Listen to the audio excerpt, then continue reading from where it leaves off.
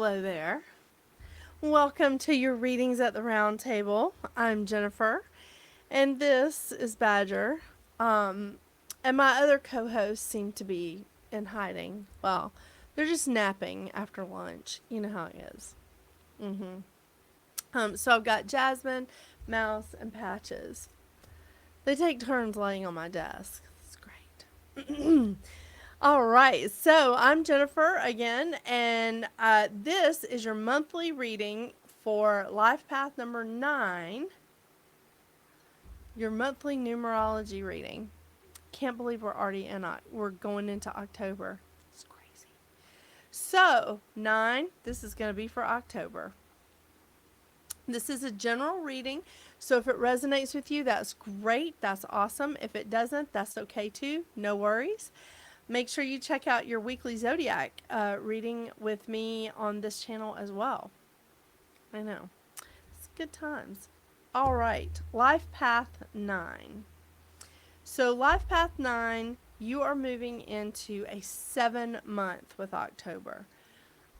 This is truly amazing to me because October, we have a lot of planets that are starting to go direct after being in retrograde for a while.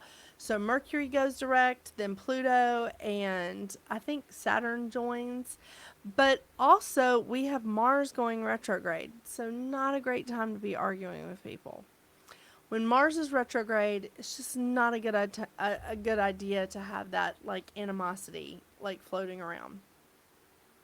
So, that being said, 9, you're constantly in a place of completion, right?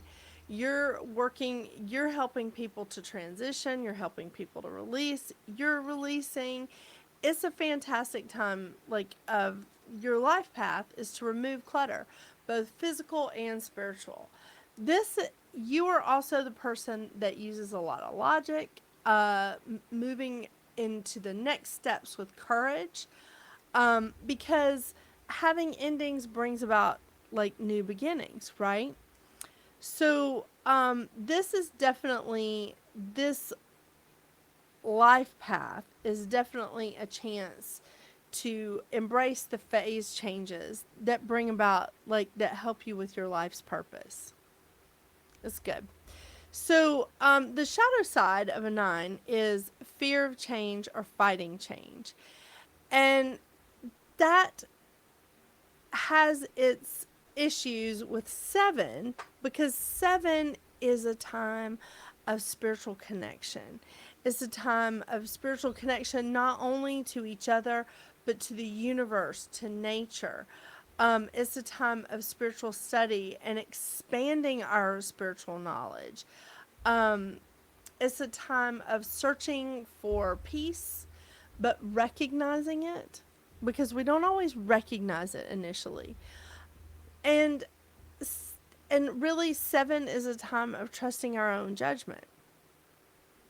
So, when you're in a time of a 7, this could be a moment where you start running from problems or you start running from decisions. Just like, no, no, no, no, no, I don't want to do that. I don't want to do that right now. And that could cause you to isolate because, again, the shadow side of a 9 is fear of change or fighting change. So if we put ourselves in that self-imposed isolation, which that shadow side of a 7 encourages us to do, we're not going to get anywhere. There's not going to be that spiritual expansion. We're not going to have time for that spiritual study because we're going to be like worried and fighting change. Just like, no, no, no, no, no. I don't want to do that. I don't want to do that. So come back, embrace this, and just say, okay, I want to embrace this spiritual knowledge. And yes, maybe this transitional thing that's happening is going to help me embrace this knowledge that I'm trying to get a hold of. So this is a really good time for you to trust your own judgment, for to go inside, to be introspective, and to really think about, like, what is it? What is it that I want? What is it that I'm wanting to bring about? It's perfect. It's perfect. And seriously, October, oh my gosh. I mean, there's so many great things happening in October. I mean, besides the planets going direct, there's some good stuff happening in October, and of course, there's Halloween. Who's not happy about that, right? I mean, some of us prepare for Halloween all year long. So, I want to pull a couple of cards for you, Life Path 9, and see if there's some good advice that comes up for you and a crystal to help you get through the month. So, the first deck that I'm going to pull from is Goddess Guidance cards. This is an old deck of mine, but these are big favorites of mine. I love these cards. They're so pretty. They're so just great, and they're so uplifting. They really are. So that way we can go, which way are we going now? To help us out during this time, because we do need help, especially with spiritual expansion.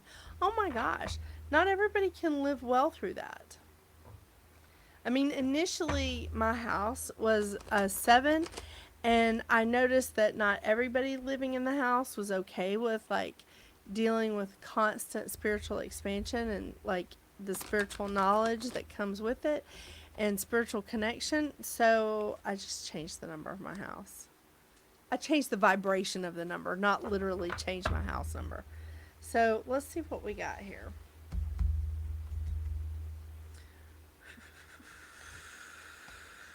Okay, I am never going to be able to pronounce this right. Self-imposed limitation. So I am going to spell it. Ixchel. Actual medicine woman. It's a beautiful card. You are a channel for divine healing power. Do you hear that, 9? You're a channel for the divine healing power. Ixchel. That's a good one. That's really good. All right, let's look at the crystal. And I am reading directly from the crystal book because typically I choose my crystals very intuitively. And I may look them up later. I may not look them up at all. But I usually just choose my crystals very intuitively. But I want to give you guys as much information as I can to help you with your month. So I will be reading from or pulling cards from the Healing Oracle Crystal Reading Cards by Rachelle Charman. And I'll read from that. These are fantastic cards. I mean, they really are. They're just, they're lovely. Just making sure they're not fighting. You know. Those cats.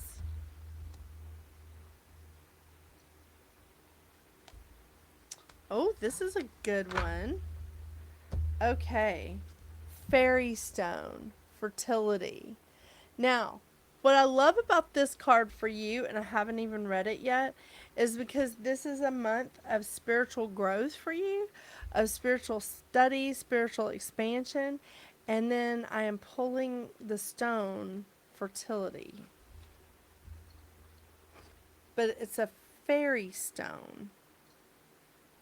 I don't see where you can get these. Okay, fairy stone. Light gray to dark gray stone. It's related to all chakras. Fairy stone is only found on the banks of the sacred rivers in northern Quebec in Canada. This unique and very rare stone is a true gift from the land and is recognized as being extremely sacred by the local Native American people as they understand its powerful medicine. As you connect deeply to this sacred stone, you will receive the blessings of good health, prosperity, and fertility. These amazing stones all have their own unique energy, shapes, and at times can look like people. This is great.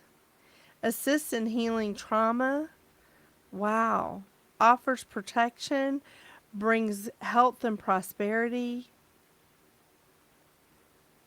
This is fantastic. Okay, so the fairy stone, bringing about fertility. And I do feel like that they mean growth here because this is a time of real spiritual growth for you. It's not always easy. Spiritual growth is not always easy, but god dang, it's always worth it. Really is. So, 9, you should be used to leveling up by now. You should be used to those transitions and saying, okay, I'm going to take the next step in life with courage. So here you are. Here's another opportunity to do that. It's going to be great. Just remember the fairy stone and Ishul. I think that's how you say her name, but man, that's a gorgeous card. Medicine woman. It's a great card. You are a channel for divine healing power. Wow.